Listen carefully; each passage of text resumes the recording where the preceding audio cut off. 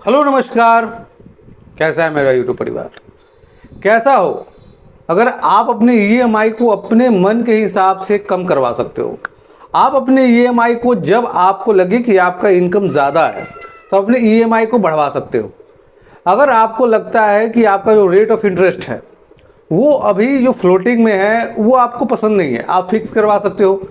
अगर आपका rate of interest अभी फिक्स है तो आप उसको फ्लोटिंग में भी कन्वर्ट करा सकते हो। तो आरबीआई जितने भी ग्राहक हैं उनके लिए बहुत बड़ा यहाँ पे गाइडलाइन, नया रूल लेके आया है कि अब कस्टमर अपने ईएमआई को अपने सुविधा के अनुसार मैनिपुलेट कर सकते हैं, सजा सकते हैं, ठीक कर सकते हैं। अगर आपकी ईएमआई अगर आपको ज़्यादा लग रही है, आपको लगता है कि अब अपनी इस ईएमआई को नहीं पे कर पाओगे, आपको लग रहा है कि अगर यही ईएमआई चलता रहा तो हम अपने लोन को डिफ़ॉल्ट कर जाएंगे, तो आप अपने ईएमआई को कम कर सकते हो। ये जो सुविधा है आरबीआई बहुत दिनों से प्लान कर रहा था कि इसको सभी तरह के लोनों में इम्प्लीमेंट किया जाए, और ख़ास करके हाउस लोन में ये देखा गया है कि कस्टमर को प्रॉमिस किया जाता है कि उनको फ्लोटिंग ईएमआई दिया जाएगा जो रेट ऑफ इंटरेस्ट लगता है, पर मैंने अक्सर देखा है कि उनके ईएमआई को सिर्फ बढ़ाया गया है, कभी कम नहीं किया गया है। जब कस्टमर बात करने जाता है कि सर मेरा जो ईएमआई है बढ़ता है, पर कभी कमा नहीं है। फ्लोटिंग कहने का मतलब है जब आरबीआई अपने रेपो रेट को बढ़ाता है या घटाता है तो उसका सीधा प्रभाव हमारे ईएमआई पे दिखना चाहिए, पर मैंने इसका प्रभाव किसी भी कस्टमर के ईएमआई पे बढ़ते नहीं देखा है। और एनबीएफसी जो कंपनी होती है वो साफ बोल देती है कि जो हमारा ये जो है एक फिक्स है और फ्लोटिंग है, इसको हम सिर्फ बढ़ा सकते हैं, क्योंकि जब ये बढ़ता है तो हमारा जो बैंक है जिससे हम फंड्स इरेज करते हैं वो बढ़ा देता है, पर जब कम होता है वो एडिशनल प्रोसेसिंग चार्ज के नाम पे हमको इसका फ़ायदा नहीं होता, जिसके कारण हम कस्टमर को ये फैसिलिटी प्रोवाइड नहीं कर पाते। तो अब आरबीआई इसने बहुत ही सख्ती से उन्होंने गाइडलाइन जारी किया गया है कि अब आरबीआई ये बोलता है कि अगर कोई भी कस्टमर जब उनको मन करे, क्योंकि मान लीजिए आपने एक होम लोन लिया है, और उस समय आपने बोला है कि इसमें जब रेट ऑफ इंटरेस्ट रखेंगे फिक्स रखेंगे, पर आपको लगता है कि नहीं मुझे इसको फिक्स नहीं रखना है, अब हम चाहते हैं कि जो मेरा रेट ऑफ इंटरेस्ट है अब इसको हम फ्लेक्सिबल बना देते हैं।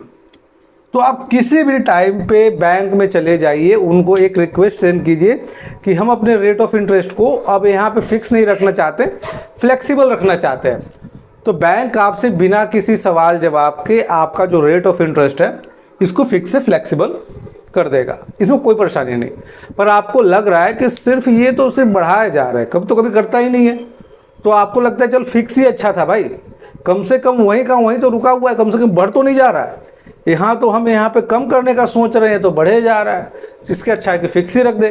तो आपका अगर फ्लेक्सिबल है तो इसको आप चुपचाप फिक्स करवा सकते हो। ये गाइडलाइंस थी जो कि जितने भी जो लोन जिन्होंने लिया है, हाउस लोन लिया है, वो इसके बारे में जानते होंगे कि फिक्स और फ्लेक्सिबल का उनको बहुत ज़्यादा इशू आता था आज से पहले। अगर आपको अभी भी आ रहा है तो कुछ नहीं, आपको बैंक चले जाना है और इसको प्रॉब्लम को सॉल्व कर देना है। अगर कोई भी यहाँ पे जितने भी दर्शक इस वीडियो को देख रहे हैं, आपको बैंक से रिलेटेड कोई भी इशू आ रहा है, पैसे नहीं है, लोन पे नहीं किया जा रहा है, बहुत सारे इशू होते हैं, स्क्रीन पे एक नंबर है, आप कांटेक्ट करके मुझसे बात कर सकते हैं। अब एक दूसरा प्रॉब्लम आता है, देखिए लोगों के साथ क्या है कि जब उन्होंने लोन लिया था उनका सैलरी कुछ और था, उनकी बिजनेस का परफॉर्मेंस कुछ और था, इनकम कुछ और था, उन्होंने जी भर के लोन ले लिया, पर आज का कंडीशन ये है कि अब वो अपनी ईएमआई को पे ही नहीं कर पा रहे। ईएमआई काफ़ी ज़्यादा हो जा रहा है, इनकम कम है। मान लीजिए इनकम किसी का 50,000 है, उसके पूरे ईएमआई को कैलकुलेट किया जाए तो 70-80 हज़ार है। अब ऐसी स्थिति रहेगी तो क्या चांसेस है कि वो अपनी ईएमआई को पे करेगा? साधारण सा बात है कि अपने लोन को डिफ़ॉल्ट कर जाएगा। इसके लिए पैनिक ना हो। यहाँ पे आरबीआई बोलता है कि अगर आपको लगता है कि आपका टेन्योर और आपका जो लोन है उसको बढ़ाना चाहते हो, आपको लगता है कि ईएमआई ज़्यादा है उसको कम कराना चाहते हो, तो ये जो रीस्ट्रक्चर का जो प्रोसीजर है इसको आरबीआई ने थोड़ा सा ईजी कर दिया है। अब कस्टमर को लगता है कि अपने ईएमआई को नहीं पे कर पाएगा, उनको परेशानी है, तो ये बैंक से बहुत ही इजी से आप इसको अवेल करवा सकते हो।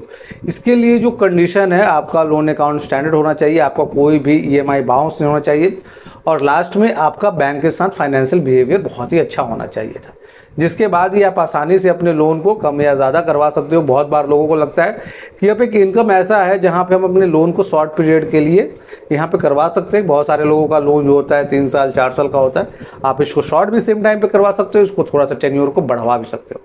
ये कैसे होगा, अगर ये जानना चाहते हैं तो आप मुझसे संपर्क कर सकते हो। कमेंट कीजिएगा, आप पूछिएगा, आपके मन में अगर कोई भी सवाल हो, कोई पर्सनली बात करना चाहते हैं, स्क्रीन पे एक नंबर है, आप आसानी से बात कर सकते हो। अब यहाँ पे लोगों के साथ इससे क्या होगा, अगर मान लीजिए आप अपने यहाँ पे हाउस लोन है, इसको अगर यहाँ पे फिक्स कर पाए ये रेट ऑफ इंटरेस्ट को, तो यहाँ पे आपका जो रेट ऑफ इंटरेस्ट, क्योंकि बैंक के साथ क्या है कि जब हम लोग जब लोन लेते हैं हाउस लोन, ये बहुत बड़े लोन होते हैं, 50 लाख 60 लाख 1 करोड़, तो इसमें जो छोटा छोटा भी परसेंटेज जो होता है वो बहुत बड़ा अमाउंट ले लेता है। तो इससे जितने भी कस्टमर है जो अभी तक अपने जो फिक्स और फ्लोटिंग के चक्कर में पड़े हुए हैं, जल्द से जल्द बैंक जाए, इसको फिक्स करवा ले। अगर आपको यहाँ पे फिक्स करना है फिक्स कर लो, फ्लोटिंग करना है फ्लोटिंग करना है।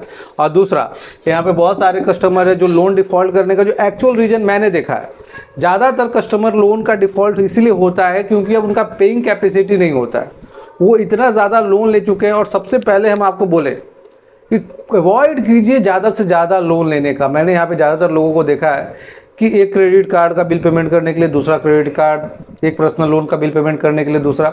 देखिए, अगर आप एक कोई भी बैंक का या एनबीएफसी कंपनी का लोन नहीं पे कर पा रहे हो तो आपको प्रॉब्लम सिर्फ उसी बैंक से है।